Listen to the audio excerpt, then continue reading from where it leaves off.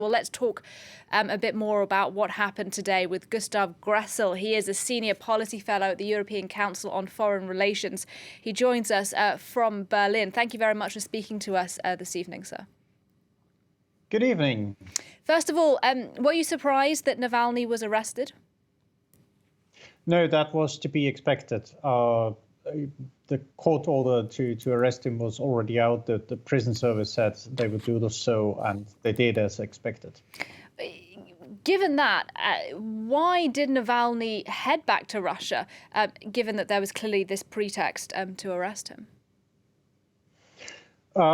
Well, with the notable exception of Lenin, people or politicians in exile never could change a country, or even if revolutions happen, had a major role then to play thereafter. His calculation is that if the regime changes and if there's an opening, he needs to be in Russia. He needs, even if in prison, he needs to have the feet on the ground rather than to be one of the many figures in exile that just lose touch with the home base. That was his calculation, and prison term was part of it. With that in mind, I wonder then what you think the impact of his arrest today will have on his supporters, many of which we understand had gathered at the airport to greet him today. I don't think they will go away. He's the most charismatic, most popular figure in the whole spectrum of the Russian opposition. And the poisoning attempt and now the prison sentence makes him even more popular. Of course, there will be an off time while he's in prison. He can't post stuff or he can't appeal publicly. But he's 44, so he has time to come back. I want to take our viewers back to the events of last summer when Navalny was poisoned. We then found out with Novichok. He's blamed the Kremlin pretty explicitly, the Kremlin always denying involvement in what happened. Remind us a little of the details of that case and what the evidence is that what Navalny says is true and that Russian agents were involved in that attack.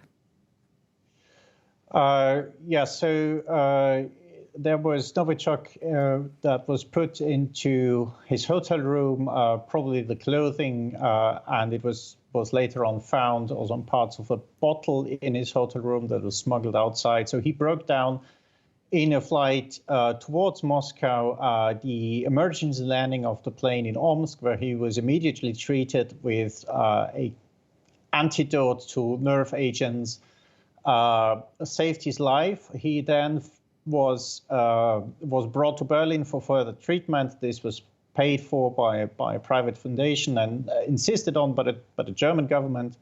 Putin thought that the evidence was basically not traceable, which was an error. The military laboratory of the Bundeswehr found traces of Novichok in his body and his clothing and his skin, and these was later on confirmed by other European laboratories and the Organization for the Prevention of the Use of Chemical Weapons. Navalny also trolled the Russian authorities by calling one of the policemen of the unit responsible for the murder, pretending to be a senior official and wanting a debrief, and basically got a live confession on the phone over the whole affair. So we pretty well know what happened, and that the Kremlin and the Russian authorities were behind the poisoning.